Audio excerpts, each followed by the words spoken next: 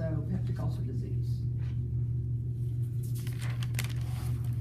So what happens is the mucosal defenses are down, so the gastric acids are able to erode like an ulcer inside the, which is like called an ulcer, but it can either be the stomach or the duodenum.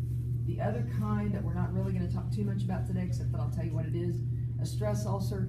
This is why when you go to the ICU, which you will in fourth semester, you'll see every patient on a proton pump inhibitor. Whatever is every hospital has its formulary, so they have particular drugs that they use. So Mercy might use one drug, Baptist might use another, Saints might use another, but it'd still be the same class. But that's because severe illness can cause stress ulcers. So here's a picture of the gastric ulcer, then here's the duodenal ulcer. And remember, this is a pyloric sphincter, so one of the complications can be pyloric stenosis. That would be scar tissue or, stenosis right there, narrowing. But that's less common than other complications. Because there's a picture of one. And here's another picture. Oh, it's kind of painful, doesn't it? All right, so there's a table in your book that shows you a comparison between gastric and duodenal ulcers. A lot of the things are similar about them, but there are a few things that are different. There's usually normal or decreased secretion with gastric ulcer and hypersecretion with duodenal ulcer. The timing of the pain is going to be different, and if you think about it, the stomach is a lot higher, so the pain with the gastric ulcer is like 30 to 60 minutes after eating, whereas with the duodenal ulcer, it's an hour and a half to 2 hours after, or sometimes it awakens them during the night, like between 1 and 2 in the morning. Vomiting blood or hematemesis is associated with the gastric ulcer, and then melena. What's melena? You guys know what that is? Yeah, it's blood in the stools. And that's more associated with the duodenal ulcer.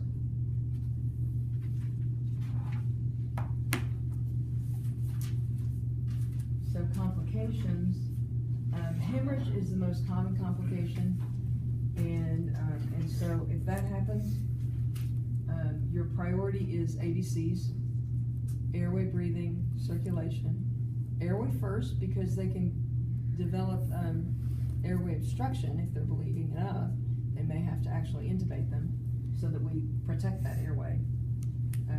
They might need additional oxygen, and then they need 2 large bore IVs so they can get blood and fluids.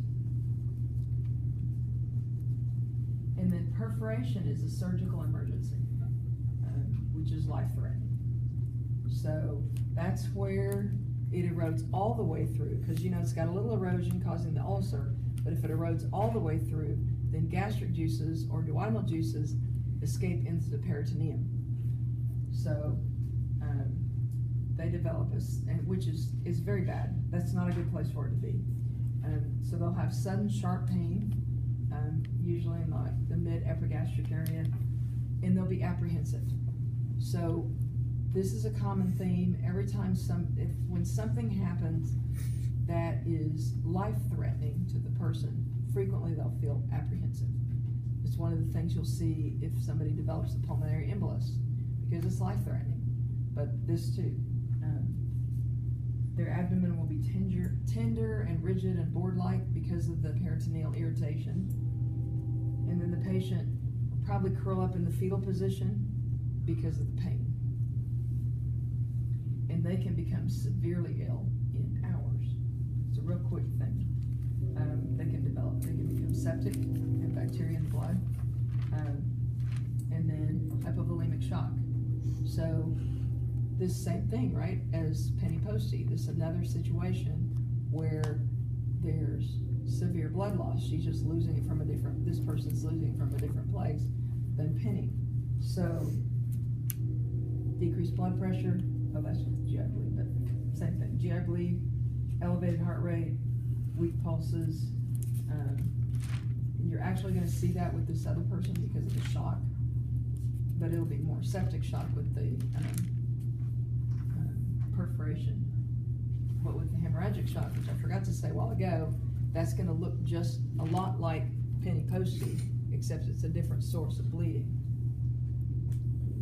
And then with adults, older adults with the GI bleed, you'll see acute confusion. That goes with infections. It can be a UTI, it can be pneumonia, all kinds of things. One of the first signs you might see in an older person is acute confusion. I apologize, guys, I forgot to tell you all this stuff and then saw it later. Dizziness or lightheadedness, vertigo. Remember Penny Posty kept saying, I really feel like I'm gonna pass out. Syncope, or they actually do. And then decreased H and H. Okay. Sorry. That's about it. Pyloric obstruction is not very common, but you'll see abdominal bloating and nausea and vomiting. Because remember where the pylorus is, the lower end of the stomach. So if it's obstructed, then nothing can go through, so you're going to see nausea and vomiting.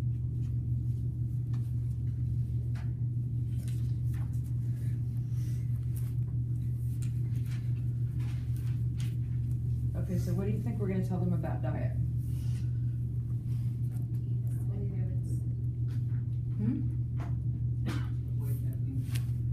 Avoid caffeine and alcohol.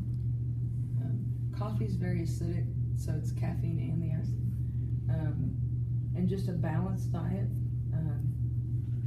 Excessive alcohol. And also, of course, be sure foods and drinks are safe, that you're not going to get food poisoning. That seems like obvious. That would be for all of us, right? And then manage stress and stop smoking. Where have you heard that before? Like almost everything. Like with almost everything, so.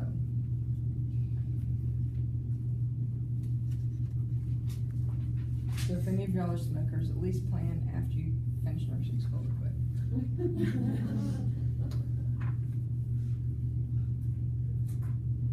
Except you know, you can't smoke at the hospital anyway, so you gotta get used to that, for sure. Okay, complementary and alternative therapies. Reduction of stress. So that can be relaxation, learning how to do progressive relaxation, guided imagery, also meditation. Whatever helps them reduce stress. For some people, it's exercise, to go out and run off some energy and get rid of some of your stress. That is a genuine stress reliever. I had a student a few years ago that was almost addicted to the sauna because that was her way of reducing stress. Okay, so I have a question for you guys. Should nurses recommend herbal therapies? You all said no? No. That's correct. Because it's prescribing. What?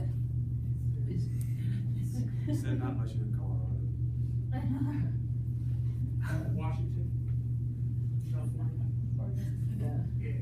Well, yeah, we can't recommend it because it's prescribing. Yeah, even in Colorado, we wouldn't do that because. Yeah, you still can't because you'd still be prescribing.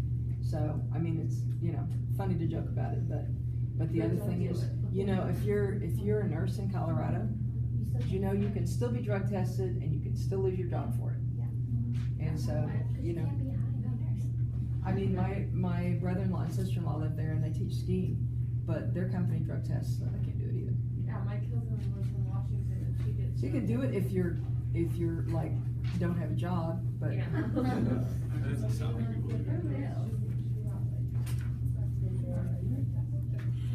Okay, so we talked about upper GI bleeding and what signs you can see. Throwing up blood, would be the main thing that you're going to see.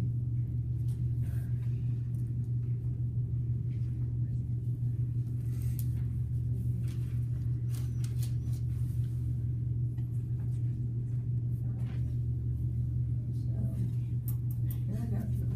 All right. this is just to kind of make the association. Risk factors for gastric cancer. Don't spend a lot of time on this. I don't have an objective for it, therefore I can't put it on the test, so.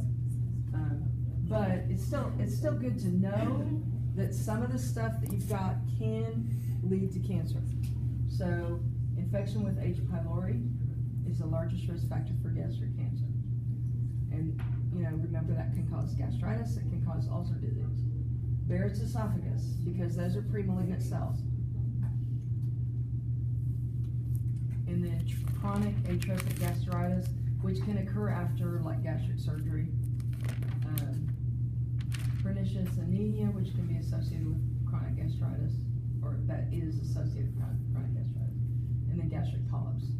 Same as intestinal polyps. And then this, you know, everything causes cancer, right? Possible association with pickled foods, nitrates from processed foods, and added salt. Actually, I think processed foods probably are a really bad thing, because those can lead to chronic gastritis.